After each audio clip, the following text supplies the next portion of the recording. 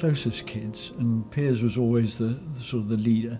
He was 3 years older, so he was always going to sort of lead the way, and that set a target for Luke. And on many occasions, Luke used the target to then perhaps succeed a little better. They hardly ever argued. They enjoyed all the same things. They enjoyed their sport, they enjoyed their music, enjoyed going on a holiday together. P was older than me, and we were just almost inseparable.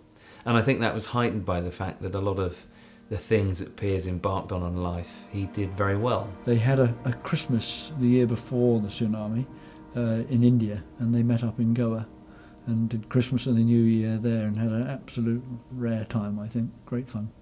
And the tsunami year, 2004, was going to be another great Christmas together.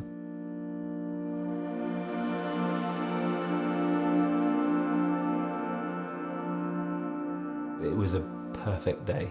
It was beautiful, hot, clear, bright, and certainly not the sort of day you would envisage, a national calamity happening. A group of people came running into the cafe, shouting and screaming, and none of us really knew what was going on. I had lots of different thought processes about what it might be, and then when we got outside, it was like you turned down the volume of the shouting and screaming, and it was like flicking channel to National Geographic, and then you turned up the volume of that because one of my friends who was with us could speak some Thai, and he asked a Thai person, he said, "What's going on?" And they said, water come. And it was at that moment that I looked sort of into the horizon, and I was suddenly aware that I could see the horizon, because prior to that there would have been chalets and palm trees, and the horizon was bubbling up and down like a boiling mass.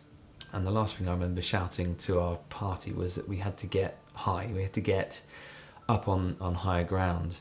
I had a girlfriend at the time, and I was aware of where she was, and she was down below, and so I grabbed her hand and started trying to hoist her up. And it was at this point where she says that Piers was sort of underneath her, trying to hoist her up from below. But within about 4 or 5 seconds, the water and the mess and the sludge and the debris had gone up over her waist, up over her shoulders, and then up over her head. And I was still pulling at this hand, trying to release her, and I couldn't. And I managed to get Sophie back onto the little building. Then I had to get her through all the massive electric cabling, which we did. Got her onto the roof I was on. And then it was quite strange because the island went silent.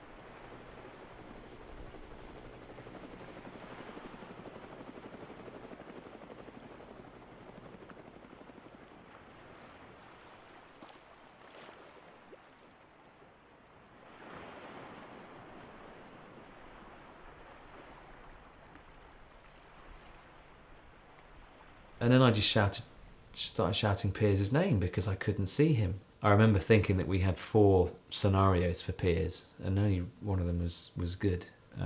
One was that we'd find Piers and he'd be fine. One was that we'd find Piers and he'd be injured. One was that we would find Piers and he'd be dead. And the other was that we'd never find him.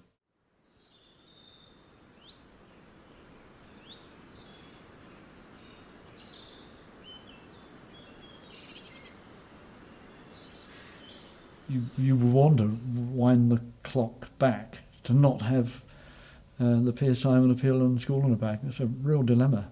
Not many people, I don't think, would have ever had that dilemma in their brain. How do you actually deal with it? I think any mother and father would want their kid back. I know he wasn't a kid, he was 33. And had a really exciting life in front of him, and that was cut short. He might have then gone and had a family and a lovely wife, as Luke has, and you wouldn't trade that. No, you wouldn't trade that. Piers absolutely loved dogs, and this is a photograph of half an hour before the tsunami.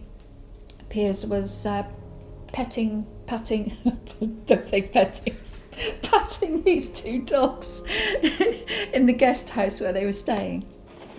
Oh, Piers was always, if he saw a design he liked for gardens, he'd have I think this is washed out now, but he always carried around a notebook with him for sketching. There's his Walkman, and it still plays, apparently, because Henry tried it. Sadly, we couldn't get the film out of there, but There you go, that's the camera. On the plane on the way home, when we flew Piers home, I just felt that we had a big opportunity to try and help those Thai people that had helped us. And so that was the reason we set up the charity. Mum and Dad met me at the airport when we were taken off the aeroplane by the police. And one of the first things I said was, you know, we need to help raise some money. In the earlier days, prior to School in a Bag, the charity was the Piers Simon Appeal, and it was very much disaster relief based. So we were putting money into areas that were affected by natural disasters all around the world. But as School in a Bag has grown and developed, it's become its own initiative.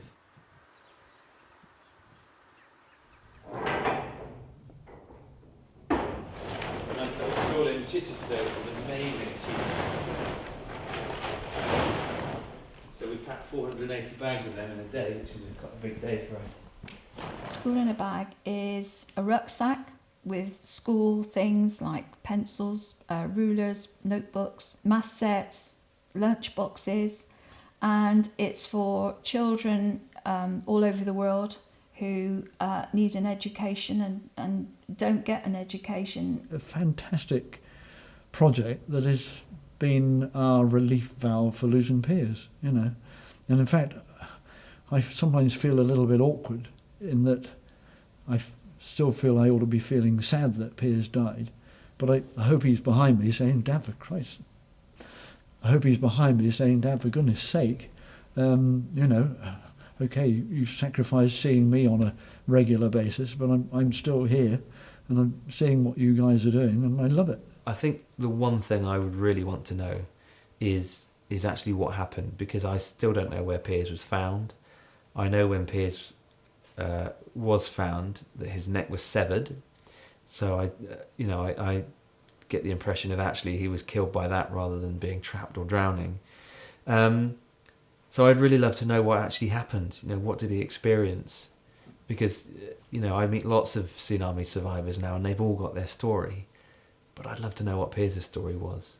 The morning of the tsunami, they'd left their friends and went for a walk together, and they both told one another how proud they were and also that they loved one another, and that was so unusual for them to talk like that, and I found that really strange that, you know, that was their last sort of private words together, really.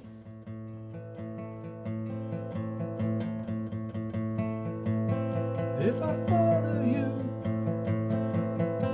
and you follow me across the land, across the sea,